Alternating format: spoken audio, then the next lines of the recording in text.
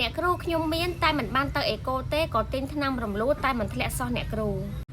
មុននឹងប្រើថ្នាំរំលូតបងត្រូវដឹងករណីនៃការប្រើថ្នាំជាមុនសិនទី1បងតែទឹកនោមទៅឃើញពីកម្មបន្ទាប់មកទៀតបងត្រូវទៅអេកូ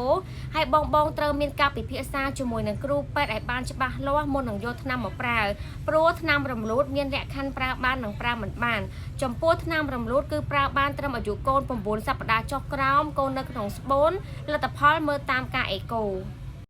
បើក្នុងករណីបងតែទឹកនោមទៅឃើញពីកម្មឲ្យបងទៅទិញថ្នាំរំលូតយកមកប្រើខ្លួនឯងគឺអត់ទទួលបានផលទេដោយសារបងទី1អត់ដឹងពីអាយុកូនច្បាស់លាស់ទី2គឺអត់ដឹងថាកូនចូលទៅក្នុងស្បូនឬនៅបើក្នុងករណីកូននៅត្រឹមដៃស្បូនអត់ទាន់ចូលទៅក្នុងស្បូនទេប្រើទៅក៏បរាជ័យដូចគ្នាប្រើទៅគឺអត់ជោគជ័យទេហើយវាអាចនឹងបង្កទៅជាមានគ្រោះថ្នាក់បន្ថែមទៀត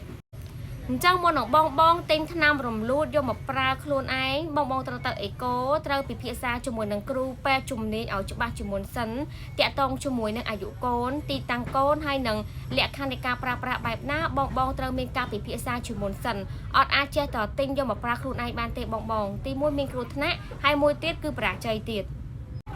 ហើយបងត្រូវដឹងថាតាក់ទងជាមួយនឹងការរំលូតកូនមិនថាការប្រើថ្នាំគ្រាប់លេបខ្លួនឯងឬក៏ការទៅបងសម្អាតជាមួយនឹងគ្រូពេទ្យទេអ្វីដែលប៉ះពាល់គឺធ្វើឲ្យស្បូនខ្សោយអញ្ចឹងបន្ទាប់ពីបងប្រើថ្នាំរំលូតហើយបងគួរតែប្រើវីតាមីនដើម្បីជំនួយស្បូនដើម្បីជំនួយឲ្យស្បូនហ្នឹង